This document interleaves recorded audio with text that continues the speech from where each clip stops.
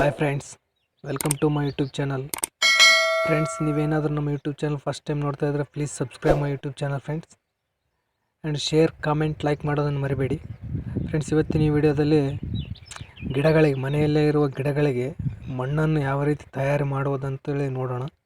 ಅದಕ್ಕಾಗಿ ಕಪ್ಪು ಮಣ್ಣು 50%, ಕೊಟ್ಟಿಗೆ ಗೊಬ್ಬರ ಒಂದು 50%, ಮರಳು ಒಂದು 50% ತಗೊಂಡು ಎಲ್ಲ ಮಿಕ್ಸ್ ಮಾಡ್ತಾಯಿದ್ದೀನಿ ಫ್ರೆಂಡ್ಸ್. ಚೆನ್ನಾಗಿ ಮಾಯಿಶ್ಚರ್ ಮೇಂಟೈನ್ ಮಾಡ್ತದೆ ಕಪ್ಪು ಮಣ್ಣು.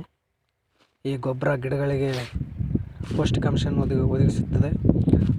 ಮರಳು ಬೇರುಗಳಿಗೆ ಸರಾಗವಾಗಿ ಕೆಳಗೆ ಹೋಗೋಕ್ಕೆ ಹೆಲ್ಪ್ ಮಾಡುತ್ತೆ ಫ್ರೆಂಡ್ಸ್. ಈ ಥರ ಮಿಕ್ಸ್ ಮಾಡೋ ಫ್ರೆಂಡ್ಸ್ ಎಲ್ಲದನ್ನು 25% ಕಾಂಪೋಸ್ಟು, 25% ಸ್ಯಾಂಡು, 50% ಬ್ಲಾಕ್ ಸಾಯಿಲ್ ತಗೋಬೇಕು ಫ್ರೆಂಡ್ಸ್. ಯಾಕಂದರೆ ಅದರೊಳಗೆ ಮಾಯಿಶ್ಚರ್ ಕಂಟೆಂಟ್ ಚೆನ್ನಾಗಿ ಹಿಡಿದಿರುತ್ತದು. ತುಂಬ ಚೆನ್ನಾಗಿ ಗಿಡಗಳಿಗೆ ಹೆಲ್ಪ್ ಆಗುತ್ತೆ. ಈ ಥರ ಪ್ರಿಪೇರ್ ಮಾಡ್ಕೊಂಬಿಟ್ರೆ ನೀವು ಯಾವುದೇ ರೀತಿಯಾದ ಕೋಕೋಪಿಟ್ ಬಳಸೋ ಅವಶ್ಯಕತೆಯೇ ಇಲ್ಲ ಫ್ರೆಂಡ್ಸ್. ಔಟ್ ಸೈಡಿಂದ ದುಡ್ಡಿಟ್ಟು ಥರ ಅವಶ್ಯಕತೆಯೂ ಇಲ್ಲ. ಸಿಂಪಲ್ಲಾಗಿ ಮಾಡ್ಬೋದು ಫ್ರೆಂಡ್ಸ್. ಮನೆ ಹತ್ರ ತುಂಬ ಚೆನ್ನಾಗಿಯೂ ವರ್ಕ್ ಮಾಡ್ತಾಯಿದೆ. ಇಷ್ಟೇ ಫ್ರೆಂಡ್ಸ್. ಈ ಥರ ಮಿಕ್ಸ್ ಮಾಡಿಬಿಟ್ಟು ಇದನ್ನು ನೆರಳಲ್ಲಿ ಒಂದು 2 to 3 days ಗೋಣಿ ಚೀಲಗಳಿಂದ ಮುಚ್ಚಿಬಿಟ್ರೆ ಆಯ್ತು ಫ್ರೆಂಡ್ಸ್. ನಮಗೆ ಬೇಕಾದ ಸ್ಟಫ್ ರೆಡಿ ಆದಂಗೆ. Thank you friends. Please subscribe my YouTube channel friends, and thank